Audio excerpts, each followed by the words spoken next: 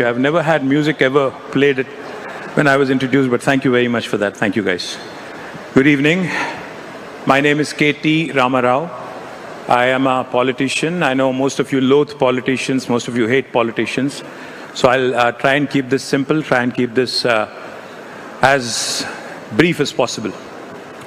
I come from Telangana. I worked as a minister for about 10 years, from 2014 until 2023. Prior to joining politics, I've had a bit of exposure working in the Western world. I have 2 master's degrees, one in biotechnology from Pune University, and one more in business administration from City University of New York. Then I worked in the corporate world for about 6.5, 7 years, came back to India, worked here for 2 more years, and then eventually joined the statehood agitation for Telangana in 2006. For about 8 years, I was part of this public movement for statehood for Telangana. In 2014, after the state of Telangana was formed, we were given a chance to serve the people, and I became a minister for the first time in 2014. For about 10 years, I've handled multiple portfolios, including technology, commerce, industry, urban development, municipal administration, handlooms, etc., etc. So why am I here? I'm here to share some of my thoughts, some of my learnings, and also to hear from you on what you want from politics and politicians and probably governments as well.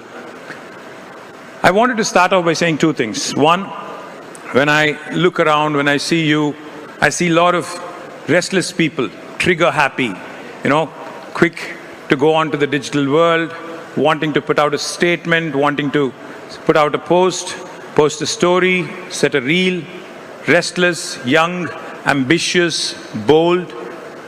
That's Gen Z, if we have to quickly sum up.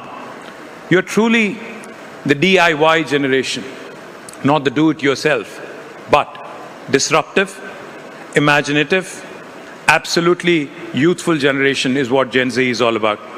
I would like to believe that my state, Telangana, is also a Gen Z state. Wanted to start off by saying 3 things. One,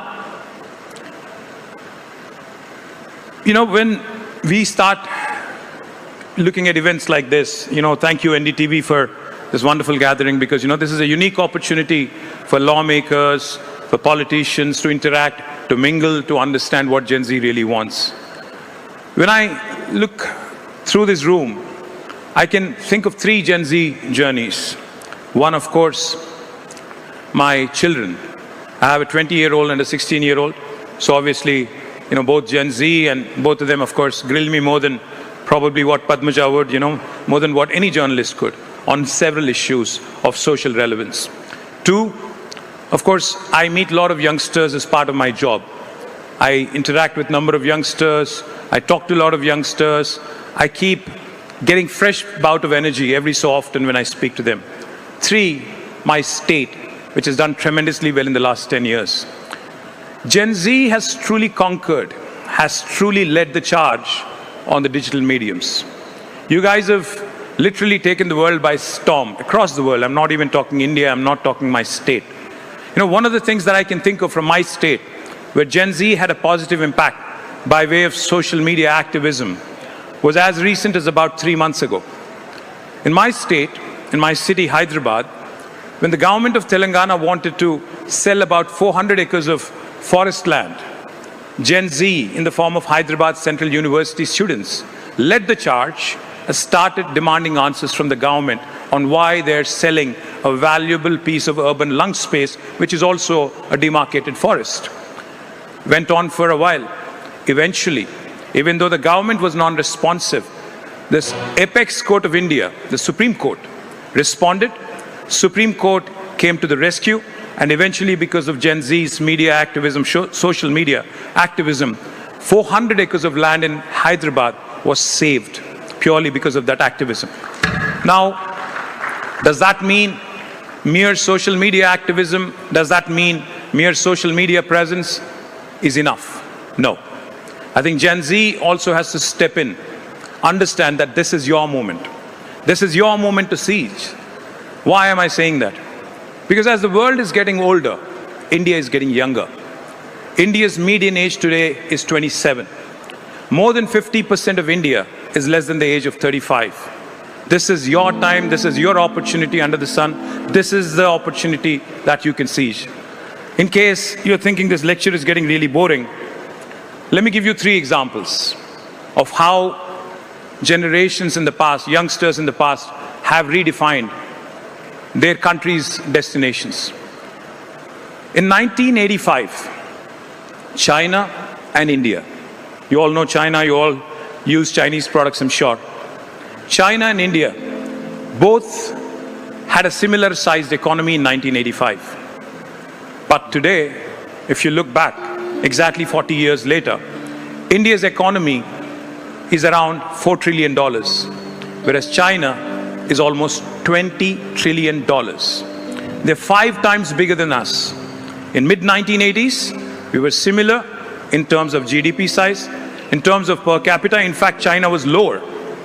They were $300, we were $500. And today, China is about $13,000 of per capita.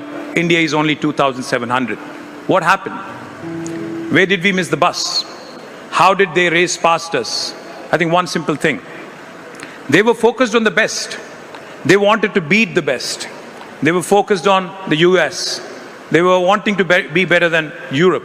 Whereas India, we were happy comparing ourselves to Pakistan. We were very busy comparing ourselves to Bangladesh. And we were thankful that, we were growing. That's all. We didn't care that others were growing faster, others were doing better. The second example I'd like to give you is that of Japan. I'm sure all of you have Japanese products at your home, possibly one of the cars, one of the electronic goods you use, etc., etc.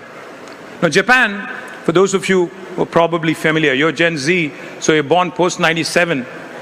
50 years prior to that, in 1945, Japan actually is the only country on planet Earth which had experienced a nuclear attack. 2 Japanese cities were bombed, Hiroshima and Nagasaki. Lakhs of people died in World War II in Japan. But what did Japan do? Did it lose its hope? Did it give up? Did it throw in the towel? Japan has so many odds stacked up against it.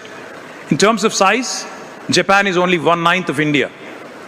In terms of inhabitable space in the country, inhabitable as in human inhabitable, only 30% of Japan is inhabitable by humans. 70% of the terrain is inhospitable. And also, only 11% of Japan is actually good. Japanese land is good for cultivation. Almost 89% is not good.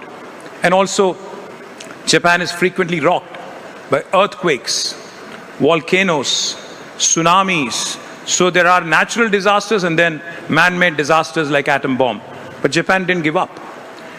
After 1945, it only took Japan 23 years to rebuild from a disaster, from devastation, to absolute economic miracle. And by 1968, in less than 23 years, just by sheer innovation, industrialization, just by culture and mindset, Japan has become the 3rd largest economy in a span of 23 years. And in about another 20 years, Japan has become 2nd largest economy. And even as we speak today, it is the 4th or 5th largest economy in the world. And the 3rd example that I would like to give is that of my state, Telangana. I know all of you are trigger happy, all of you have butterfingers when it comes to cell phones. May I request all of you to pull out your phones for a second? Please. Please open Google. Please type in the world's largest lift irrigation project. World's largest lift irrigation project. And I think you would find the answer. That is, can anybody tell me, please? Anyone? Kaleshwaram project in our own country, in my state, Telangana. It's not India's largest, it's the world's largest project. May I also request you, बड़े भाई 2 minute रुक जाए यार, 2 minute. May I also request you World's largest Amazon campus. You know, you all use Amazon. World's largest Amazon campus. Where is it? Which city? Can you please say it loud? We are in Bombay. Hyderabad. Thank you very much. And the third question I'd ask you, world's largest innovation campus. World's largest innovation campus. Anybody? T-Hub, Hyderabad. So I just named 3 things which are world's largest. World's largest lift irrigation project is in Telangana, India. World's largest Amazon campus is also in Hyderabad, Telangana, India. And world's largest innovation campus is also T-Hub, Hyderabad, Telangana, India. If Telangana can do all these in the last 10 years, why can't the rest of India do it? If China can beat India and become 5 times larger in about 40 years, why can't we do the same? And if Japan can recover from a devastation of a nuclear bomb and become the 3rd largest and 2nd largest economy in the world, why can't we do it? That's the question I'm asking you. How long are we going to be content being the CEOs of the world?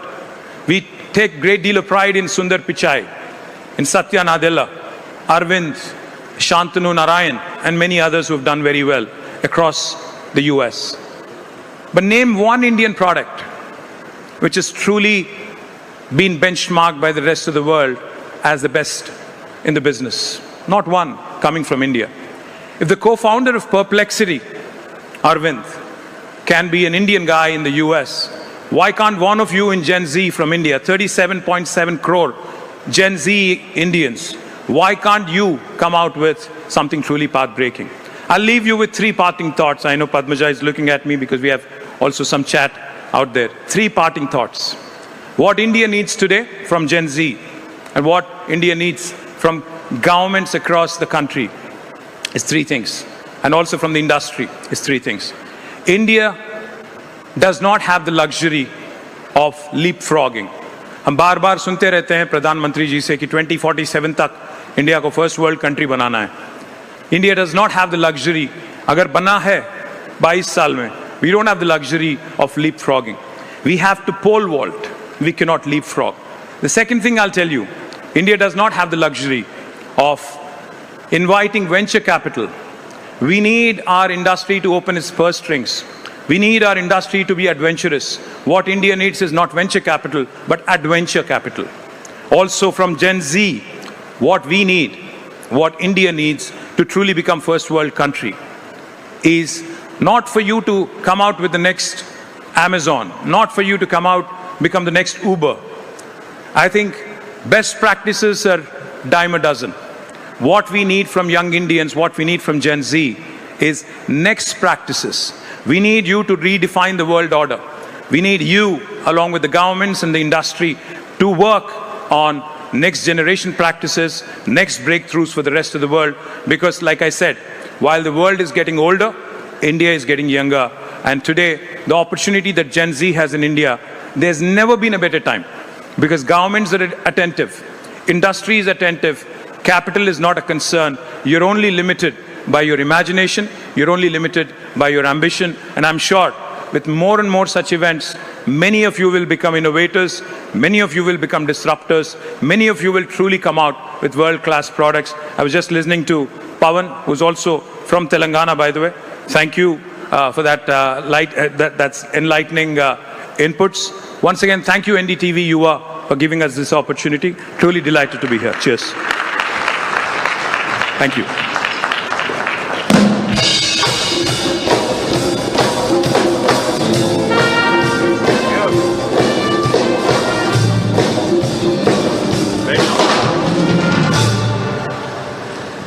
You had restrained them for so long, it's almost... I know. Thank you, boys. Appreciate it. No, so now in this session, we are going to do a few Q&As. If you like the answer given, please feel free. Go for it, Mr. Drummer. I've never had this, so I'm a bit confused. Okay, so since you said that there is a lot of scope yet for a Gen Z ecosystem, and you've done a lot of, three options statements. Let me start by asking you, if you were to choose a state which has truly developed a good Gen Z ecosystem, would it be Maharashtra, Telangana, or Gujarat? You know my answer. Okay, let's leave out Telangana because you'll be my biased. Fiduciary responsibility, of course. Karnataka, Maharashtra, Gujarat. I'd say each of them have their strengths, but I'd say for Gen Z, I think Bangalore continues to remain the favorite. Without a question, I think it beats Maharashtra and Gujarat. I think most of you are Mumbaikars, you'll hate me for saying this, but Bangalore wins hands down, even though I'm sitting in Mumbai and talking to you. What are we saying about this Mumbai? Best Gen Z ecosystem is in Bangalore and not in Mumbai? Hey, up your quotient, you can certainly compete with not Bangalore, but in fact, Mumbai has the ability to beat Silicon Valley. Why not? Okay. What does Mr. Drummer think about it? I think he's a Bangalore guy. Thank you. Okay. Who's a good Gen Z neta, according to you? Is it Mr. Modi? Is it Rahul Gandhi? Is it, and I'm not going to mention anyone from your party or you, is it Revant Reddy? Well, I'd say सबके सब बूढ़े हैं, तो तीनों भी Gen Z नहीं है. सारे के सारे बूढ़े हैं. Gen Z is beyond 97. Yeah.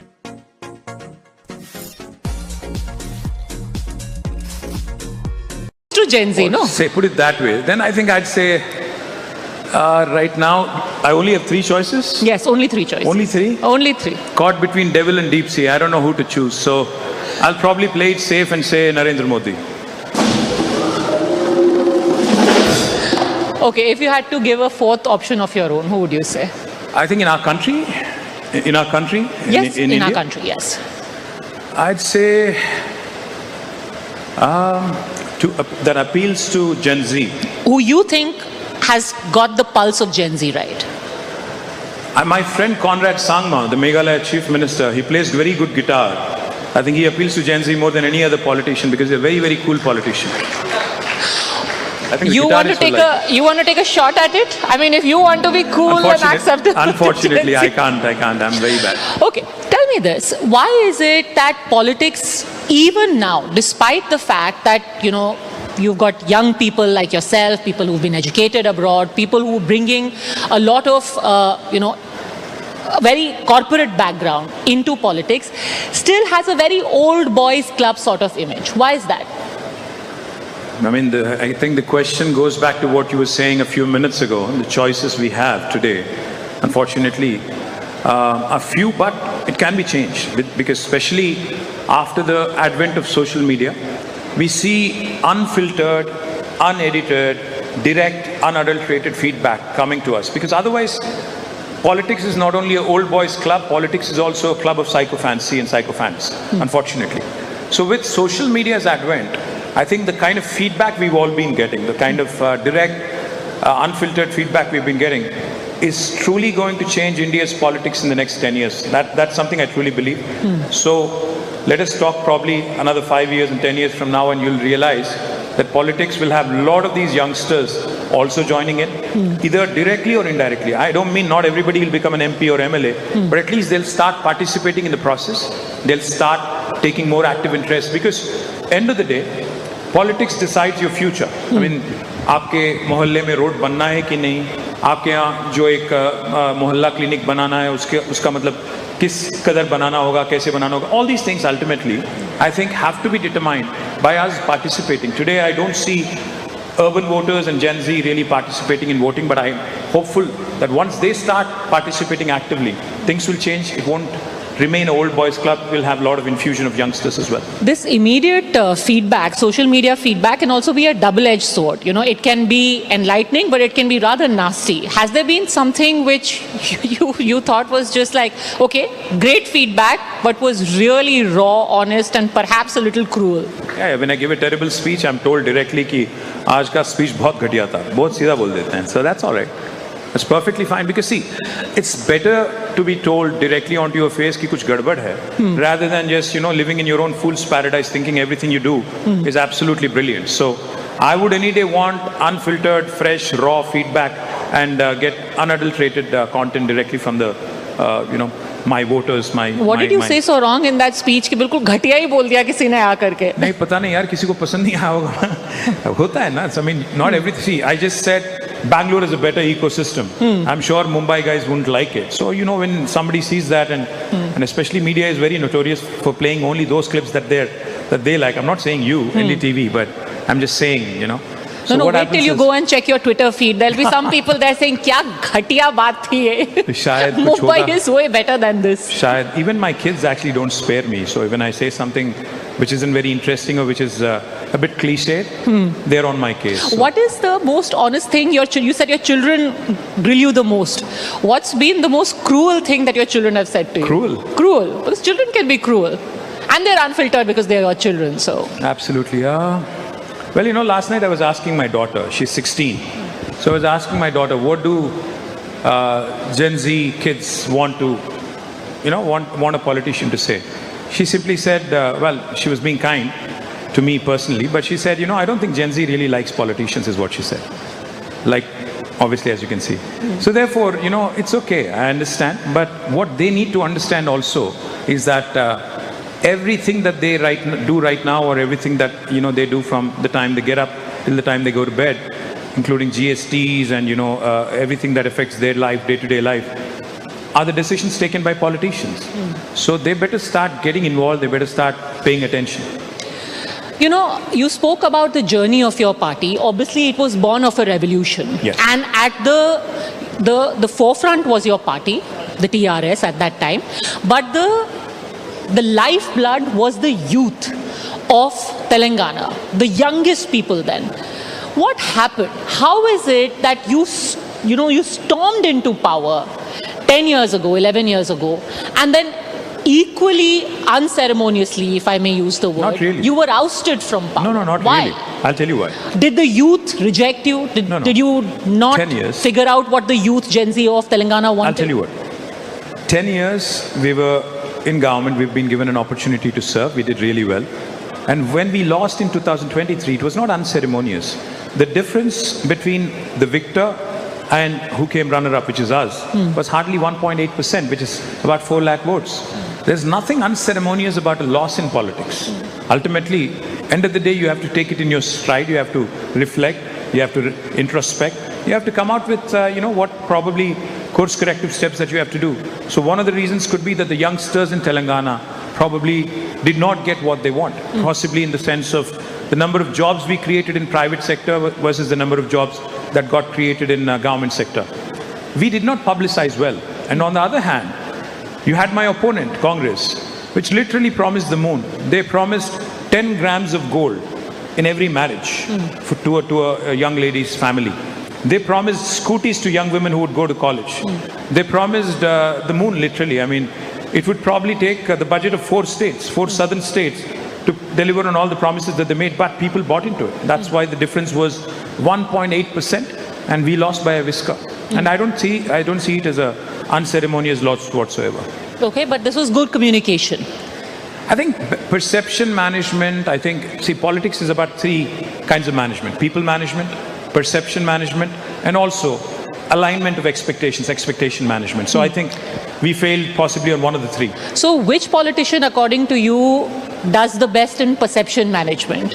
Revant Reddy, I'll give you options, or you want to go straight off the bat? I think I'll go with Barack Obama. Play it safe and go with Barack Obama. No, it has to be based in India. Because you're reeling me back into Indian politics, and you're pitting one of my opponents against the other. So I really don't. No, but the people here, they want to hear from you about Indian politics, because this is what they engage with. ठीक. So. बताइए, choice बताइए. अच्छा, choice. Perception management, Arvind Kejriwal, Revant Reddy. Can I give more than 3 choices? 5 ले लीजिए. Narendra Modi, Rahul Gandhi, and I think I'll go with 4. See, I'll tell you what. India में मैं 40 साल से मैं politics follow कर रहा हूँ और देख रहा हूँ closely. Indian politics is about, Indian elections are about 90% of the time about rejection. अगर आप पसंद नहीं तो किसी और के पास जाएंगे. Ultimately किसी को हटाना है, तब जाके दूसरी तरफ देखेंगे. सिर्फ 10% of the time, people look for a new hope, new wave. That which happened in the case of TRS, which happened in the case of AAP, which happened in the case of BJP, etc., etc.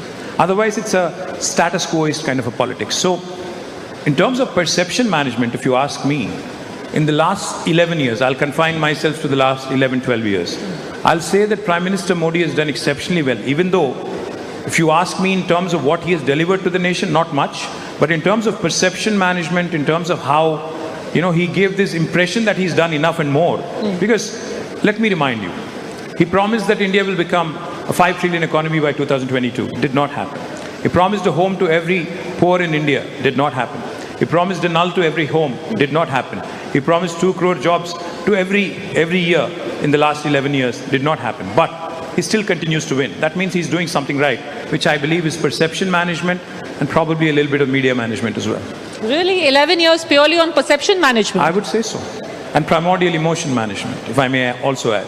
Emotional management? Primordial emotion management. Primordial emotion. Would you care to elaborate on that? Well, simple. Ultimately क्या होता है ना, जब मैं China की बात करता हूँ, जापान की बात करता हूँ, अगर कहता हूँ कि अगर चाइना ने 40 साल में हमसे 5 गुना जो ग्रोथ दिखाया, इंडिया में क्यों नहीं होता है? सिंपल सीधी बात है.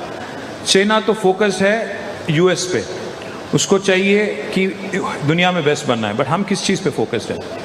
मंदिर मस्जिद वाली झगड़ा में कौन क्या खा रहा है, क्या पी रहा है, कैसे कपड़े पहन रहा है, कैसे भाषा बोल रहा है, etc., etc. So what happens is, when you bring these primordial emotions to the fore, and that takes center stage over everything else, none of the promises that you made have worked, none of the promises that you made have been delivered, but still you win elections because election के time आपको याद दिलाया जाता है 80, 20, etc., etc., and that पर उन्होंने अगर 11 साल तक ये मैनेज किया है, this could be your हम करके दिखाएंगे moment. See, ultimately, I'll tell you what. End of the day, you can fool all the people sometimes. Some people all the time, but you can't fool all the people all the time. So there will come a time when people will see through all these perception managements and media managements and will pick the right choices. Now you're out of power. I want to ask you a final question. When did you have your, that moment of reckoning where you said, ये हम करके दिखाएंगे moment, you might be out of power, but you will be able to bounce back? Well, 2 things. One, today if you look at Telangana politics, I already see the triple R playing. Not triple R the movie, but triple R, factor. Recall, regret and revolt. Recall is already happening. People are already recalling how better our government was vis-a-vis the current Congress government. Regret is also being seen that गलती हो गई, फिर इनको वापस लाना है. मैं उम्मीद करता हूँ 1-2 साल में रिवोल्ट भी शुरू हो जाएगा और 5वीं साल में हम लोग वापस आ जाएंगे. Revolt as in not. I hope you are not telling people to hit the streets कि Gen Z रास्ते पे आओ. Not like Gen Z and Nepal. No, I'm not talking about that. That might also happen if governments actually fail. I'm also forewarning you on that. Because what happened in Nepal recently was nothing but suppression of democracy, was suppression of the voice of Gen Z. Initially, even the media mocked when the Gen Z was protesting. They said they're protesting internet disruptions. But eventually, what were they protesting? They were protesting for their future. You're saying a Nepal-like scenario can happen in India? If governments continue to fail them, if governments continue to fail the aspirations of people of India, why not? Yes. Do the people here agree that we could have something like this happening in India? Well, you never know. Come on, Gen Z, let's be heard. कितने लोगों को लगता है यहाँ पे होगा Gen Z? Nepal जैसा? How many people think नहीं होगा? Well, let's see. The night is still young, let's see. Okay, let's hope for the best. The night is young, but KT Rama Rao, thank you very much for having come here. Thank you very much. Spoken to us here at NDTV Yuva. Cheers, thank you. You're playing it safe. Do you want to take a last shot at the guitar? You still have a shot at being young.